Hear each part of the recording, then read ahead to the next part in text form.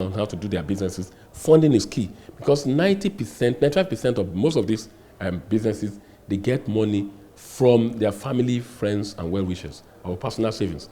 Then the remaining 5%, because maybe they have CFOs, they have documents to get they get loan from the bank. And having said that, as a banker, the most important thing, the prudential guidelines makes it tough for startup business to get money from the bank because they won't be able to meet the criteria, the loan criteria. So those are the things that affect them. And we look at that, and this is a governor that wants to create wealth for its people, create jobs, create employment. And how do you do that? Is by making funds available. Let them be managers of their own businesses. And with that, with Bank of Industry loan, we're able to give out loans to people with single-digit interest rate, which is 7%. We subsidize it. And they have 6 months moratorium to pay on the interest. And it's there for 30 months. I'm happy to tell you that the first set of the beneficiaries are the Adire people in May 2012. They were the ones, all the Adire materials that they used during the Olympics in England, they came from Ogun State here. And they were able to break even. And I'm happy to tell you that women have been able to run this loan successfully. Their default rate is less than 1%. So what I'm saying is that we've been able to create wealth for them, and they've been able to drive that. And also, I'm happy to tell you today that about 107 cooperatives have benefited from this loan, and 1,032 individuals have benefited from it, and it has created direct job for over 20,000 people and indirect job for over 100,000 people. So because these are the only ways to develop the microeconomic system of the state. And I remember Mr. President saying that this is the only state in Nigeria where the president of this country has visited most to commission industries. And he has said it. He said he's happy, he congratulates the president and the governor and the good people of Ogun State for creating an enabling environment for business to thrive. And it has helped us. He said something further. He said there will be a stage whereby no single entity of Ogun State will not be without a job. Because what we're trying to do is to ensure that the GDP grows, people can be the managers of their own businesses. If you graduate, you don't need to look for white-collar jobs. You can be the manager of your own business. You can even employ people too by using your endowed knowledge, your endowed interest to do things. Some people are doctors, but they are good in farming. So those are the areas that we are looking at, and we are ensuring that, but the key thing is funding. For example, you take the statistics. The total number of SME in this country is about 17.2 million. It has only created jobs for about 35 point something million. So that means it's below what it is, because micro can employ between 1 and 5, small can employ between 1 and 10, and medium can employ between 1 and 50. But look at the statistics, it shows that the lip service is there, there's no focus on the SMEs. And that's the reason why we are looking at that in Ogun State and ensuring that we drive that in a very seamless way. You must have had challenges disbursing the funds. I mean, talking about the partnership between the Bank of Industry and the Ogun State government. What are those challenges and how did you overcome them?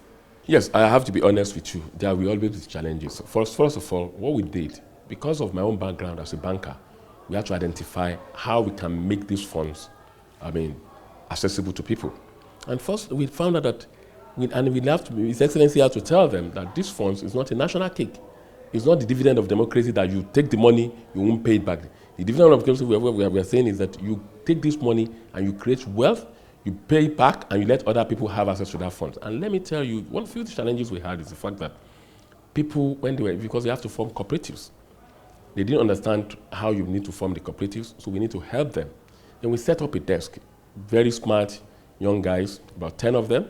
So they now help them to see how they can do the business case, because you need to tell us your business case, what you want to do, use the money for, your plans and everything. So we have to organize training for 1,000 unemployed graduates that they need to understand how to set up their business, how to do bookkeeping and everything. So we had the challenges. Then we need to, most of these people, when they applied, we have to send them to Bank of Industry. The turnaround time wasn't there. So we had to meet and agree on the SLA, the service level agreement, which we have been able to meet. And we were able to ensure that, and we had issues with most of these cooperatives trying to divert the money, which we need to curb. And the most important thing is that we were on desk with them. We're ensuring that we are monitoring the way these funds is being used, because the disbursement is there and everything. And what they found out is that if you don't pay this money as at when due, we can invite OGTV, we call the television station to come and talk to them, and nobody wants to see himself or herself on the screen saying that you have defaulted in this. So in that area, initially we have initial challenges, but now we've been able to smoothen the relationship. And to date, over 500 million has been disbursed. About 566 million has been disbursed to date. And this has shown that it has helped, it has alleviated poverty, it has helped a lot of people.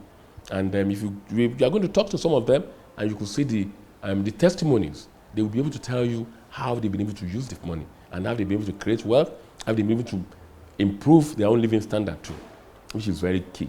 And in respect to the funds, what advice would you give to young entrepreneurs or people who are planning to start business in the state? How can they access the funds, and what do they need to do basically? The advice I give to young people, about a few weeks ago, I was at the graduation of the vocational people at the Akinola Foundation. I said, come to Ministry of Commerce and Industry, come and look at how you can access this. We are even planning another training for them. Let's be involved in this training. We've done about 3 different trainings, free of charge, at no cost to them. So you should come and look at that. And I can tell you that all of us, the young ones, you don't need to be managers. You don't need to work in a bank. You don't need to work in any organization. You don't need a white-collar job. You can be a manager of your own self. You can manage your own business. And what I always tell people is that you have the will, you have the zeal. So just go there and take advantage of what you have been endowed with. So many people have inherent characteristics that can make them thrive in the business they want to do. And the encouragement is that the funding is there, but you should find out how you can access the funds. And we are here to support you, to help you to get these funds. Now, describe Ogun State in the next couple of years when you're probably not here anymore anyway. Oh, well, I can tell you that what New Jersey is to New York is what Ogun State will be to Lagos. And I can tell you too that our strategy is to feed Lagos, to close Lagos, to house Lagos, and to create more employment for the people in Lagos, so that people in Lagos with Ogun State, you see the exodus of people coming to Ogun State. But even if you are coming to Ogun State every morning, look at the number of vehicles leaving Ogun State for Lagos. But what we want to do now is that we don't want them to go to Lagos or any other state. We want them to sit in Ogun State and work in Ogun State. We have their children, we get the best schools, you could see the housing project that is going on, see the kind of infrastructure we have, so that you will feel comfortable staying in Ogun State, living in Ogun State, working in Ogun State, and you'll be proud to say, I am part and parcel of Ogun State and part of the success story of Ogun State. Talking about the relationship between the Bank of Industry and the state government, how would you assess that relationship? Bank of Industry have been a good partner in progress with Ogun State. I can tell you, they were trying to get to Ogun State some years back. For 8 years, they were unable to access Ogun State. But I'm happy to tell you that in 2011, in less than 3 months, they were able to access Ogun State, and today we are partners in progress. Thank you so much for coming on. Thank you, Adeshewa. You are welcome to Ogun State again. Thanks.